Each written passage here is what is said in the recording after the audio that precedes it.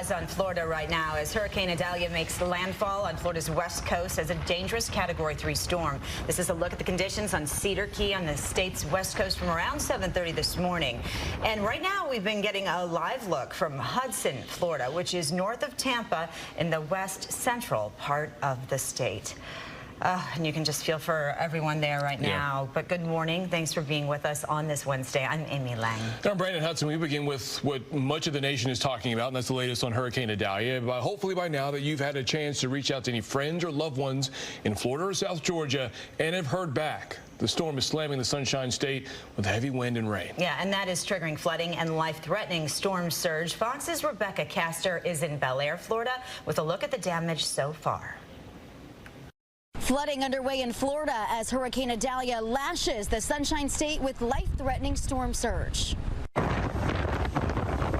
Hurricane Idalia turning roads into rivers in communities along Florida's Gulf Coast. It's a whole lot of water. It's scary. Idalia strengthening to a Category 3 hurricane around 2 a.m. Wednesday. But forecasters expect the system to grow into a Category 4 storm by the time it makes landfall later this morning. You run from the water and you hide from the wind. If you're there in that storm surge, you're putting your life in jeopardy. Residents along low-lying coastal areas have already been told to evacuate, with traffic building up on roadways leading up to Idalia's arrival. The National Hurricane Center warning of catastrophic impacts from storm surge, estimated between 10 to 15 feet in some areas. I'll be honest, I'm very nervous.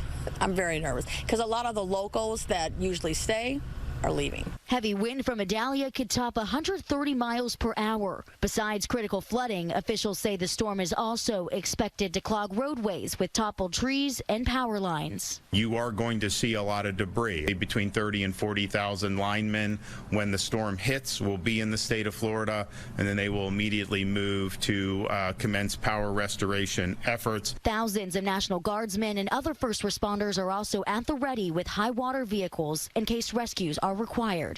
Forecasters warn Idalia could also trigger water spouts and tornadoes. The storm is expected to keep moving inland, bringing heavy rain to Georgia and the Carolinas later this week. In Bel Air, Florida, Rebecca Castor, Fox 2 News.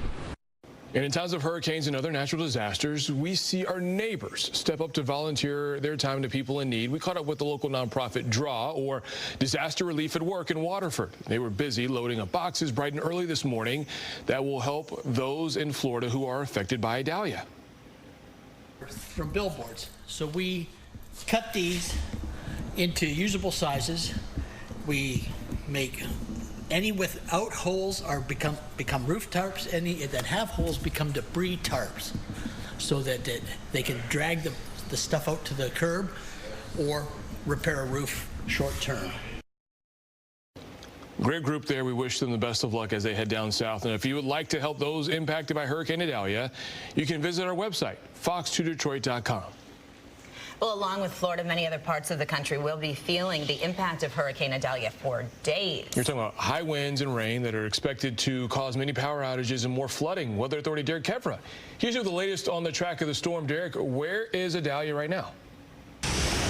Guys, the center of the storm, the eye of the storm, is now tracking from Florida into Georgia. So here's that Florida-Georgia state line. There's Valdosta, Georgia, where the heaviest rain just was. It's still very windy right around the center of the storm. These winds are picking up to 60, 75, 80 miles an hour, but the gusts are still up to about 100 miles an hour. So it is still very powerful as it moves over land, but as it moves over land, it is decreasing in intensity. So these hurricanes, they only get stronger when they're over the ocean. So now that this is no longer over the ocean, it is going to do the opposite of gain strength. It's going to decrease in its strength. So it's going to weaken over the next couple of days as it continues to travel up through Georgia and then up through the Carolinas. But the storm itself, we are not going to be done with it, I think, for over a week, because it's going to go back out into the Atlantic. Now, it won't impact folks, but it'll be out in the Atlantic, and it'll be one to watch for several weeks. In 3D mode, you'll notice these hurricane clouds don't get as high as our severe thunderstorm cells. Our severe thunderstorms get up to 35, 40,000 feet. Now, those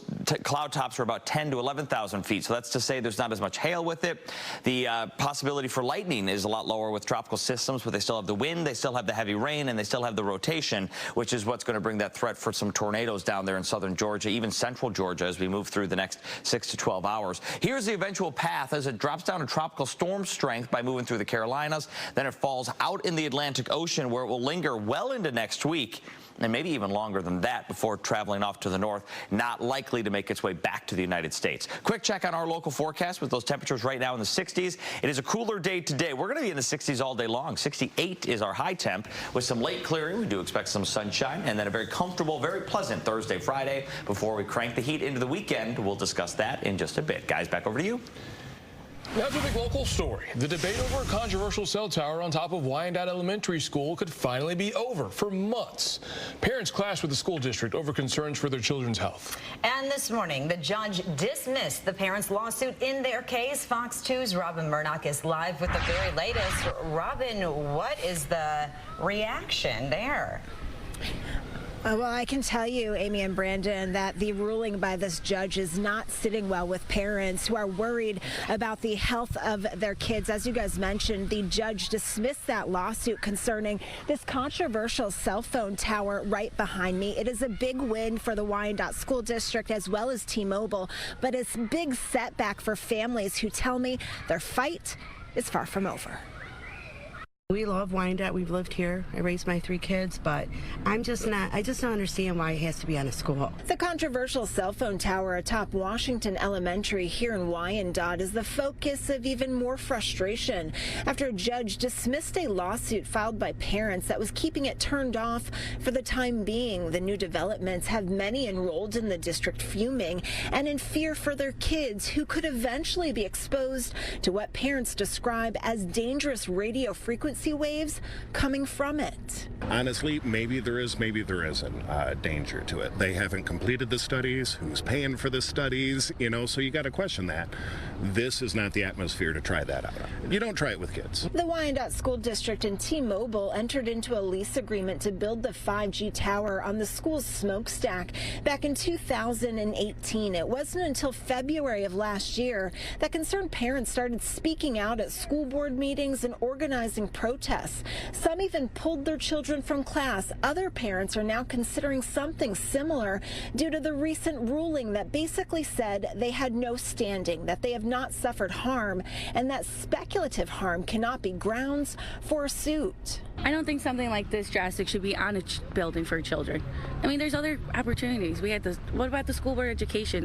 We have fields in this city that we could do this. The ruling made on Friday, but just getting released now, came as a complete shock to parents involved in the case, seeing that just a few weeks prior, the judge granted an injunction to keep the cell phone tower inactive, a move that they believed was promising because it came on the same day parents had to decide whether to transfer their kids to another school. This latest decision also lifts that injunction. You know, this decision, while obviously not in our favor, it really did wake up a sleeping giant here in Wyandotte. Our group is strong and vocal, and we're going to continue to fight. So I think that if nothing else, you know, they're going to see that Wyandotte doesn't take no for an answer. Now, that attorney that you just heard from, who is helping to represent the concerned parents in this case, tells me that he was working on the appeal paperwork late last night in hopes of getting it filed before the end of the week. Now, I did reach out to the Wyandotte School District as well as T-Mobile for comment, but have not heard back yet. We are live in Wyandotte this morning. I'm Robin Murdoch for Fox 2 News. So obviously, with you not hearing back from them, we really don't know how quickly they could move to try to get this operational. And of course, as you mentioned, they're already working on that appeal. So it's likely this will be a little while longer. Yeah, this is kind of in limbo once again, you know, while again they start working on that appeal process. From what I understand, there have been a number of fundraisers throughout the past several months, though, to try and help pay for the legal bills. That will still continue because, as I mentioned, this legal fight, it's far from over. Back to you, Amy. All right, thanks so much. As always, Robin Murdoch, we appreciate you. Brandon.